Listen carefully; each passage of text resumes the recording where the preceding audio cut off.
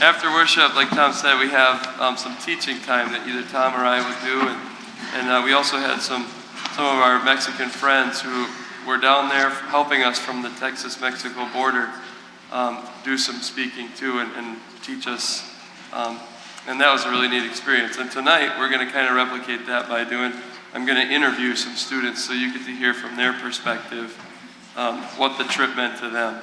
And so I'm going to have Jack, Meg, and Kurt come on up.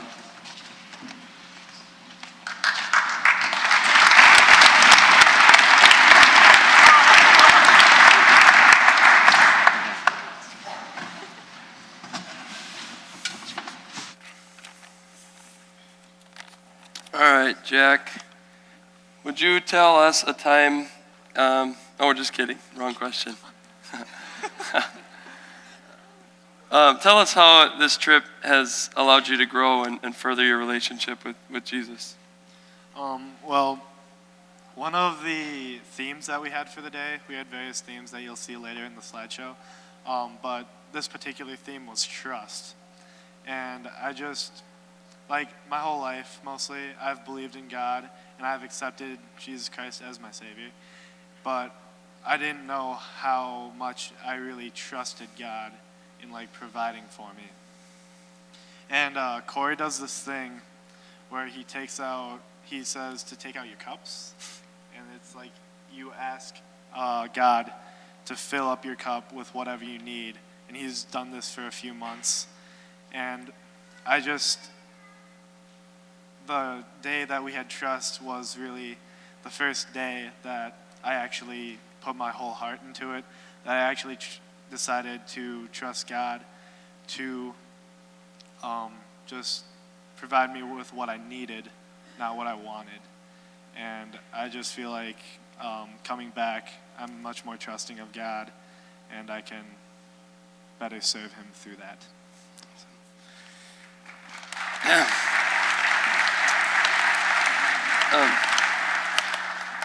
All right, Kurt, did you meet any local people or any of the families that we met that made an impact on you, and what was that impact? All right. Yeah, there's a ton of people that I had an impact down there, like all the kids and all the families that we did roofs for. But there's this one guy on the second day, first site. My group just finished crushing the work sites, or the mixing. Nice. And so everybody else was cleaning up, and that wasn't really our thing the first couple days, so we kind of just stood around and watched. And we saw this guy. I don't know if he's the homeowner, if he was the neighbor, but he was there, so we were talking to him, not cleaning. And he asks us if we want coconuts, and we're like, sure, that sounds like a good reason not to clean. So we said yes.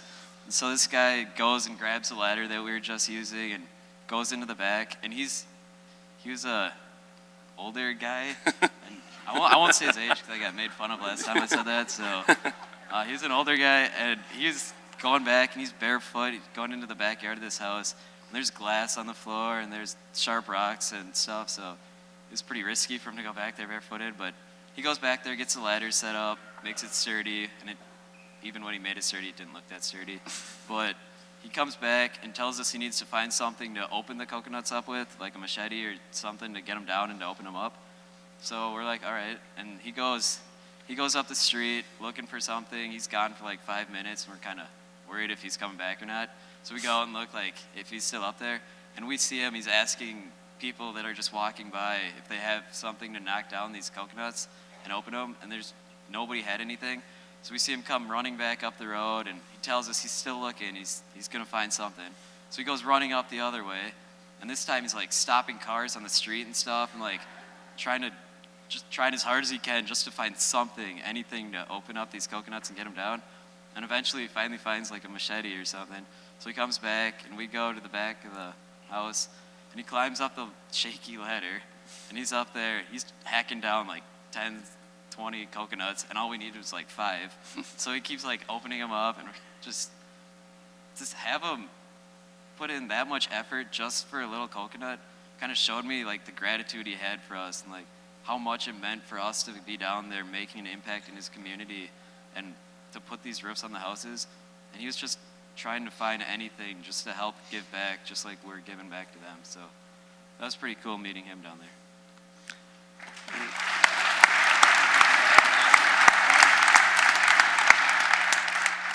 Meg, why don't you tell us a time where you just knew that God was present in Mexico and how that impacted you? Okay, well, the whole time you're in Mexico, you can feel God. You can feel Him at the work site, at camp, through worship, in the prayer circle. But one time in particular for me is when I met this lady named Chechi. She kind of just hangs out at camp. She'll be there like right when we get back from work. And one day she came up to me and grabbed my arm, and I led her through the breakfast line. And then we went back to her table. She sat down, and she just kept saying she wanted a Coke. And I was like, "Are you sure it's this early?" And then, so we just kind of had breakfast. And then the next day we saw her again. It was VBS, and I was making bracelets. And then I just walked over to her, and I asked her if she wanted it. And she just had the biggest smile on her face. So then I just tied it on her wrist, and she was just so happy for something so small. And like I felt like God put my relationship with Chechi together, because throughout the rest of the trip, I would just go sit down next to her. We wouldn't really need words to connect, but you could just feel our relationship growing. Great. Thank you.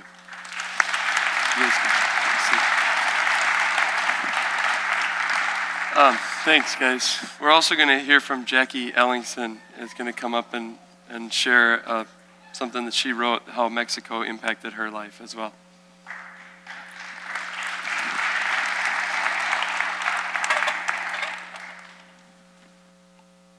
So many students have traveled to Mexico for spring break and stayed in a resort, but most have never experienced a typical day outside of Cancun.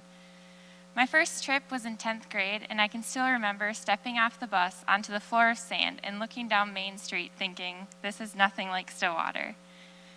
Our group of missionaries travels down to Chuberna, a small town in the Yucatan Peninsula. The days can be long and tiring, but at the end of the day, it is overwhelming to see the family's genuine gratitude.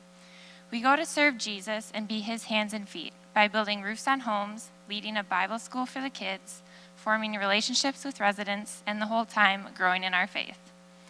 One event in particular that stands out over my 3 years is a school's roof we did last year.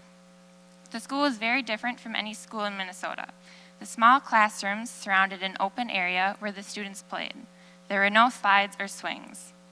When we first arrived, we unloaded our shovels and buckets and prepared for an extensive day in the heat. But I was unprepared to see an audience of children waiting for us. The students and faculty had been praying and eagerly waiting for us, and they had been wanting to witness the miracle about to happen. The children would soon have a roof over a large portion of their school, protecting them from rain, wind, and sun.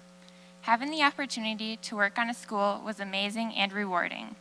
The project took most of the day to complete, but we had a great sense of accomplishment, and it was so gratifying. Over the course of the day, the kids would run up to all of us and ask to have a picture taken. We were like celebrities to them. Not only was I able to have an impact on one generation, but also all the ones to follow.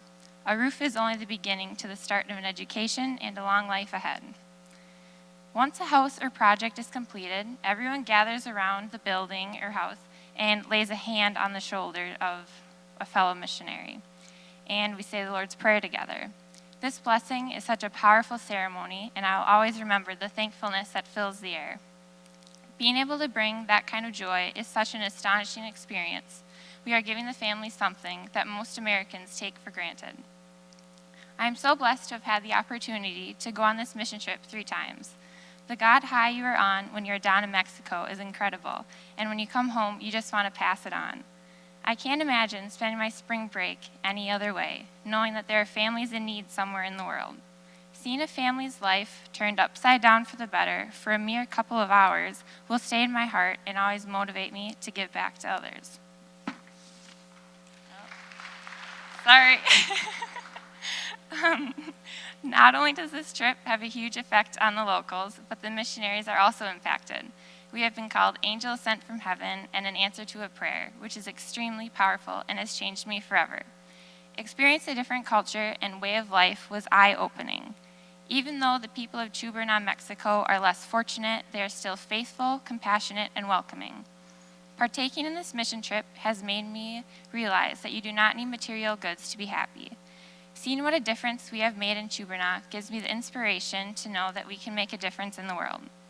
This mission trip has been a huge part of my life and has had a tremendous impact on me. I would like to thank those of you for sponsoring us, sewing a quilt, and praying for us. This trip could not have happened without you. Thank you.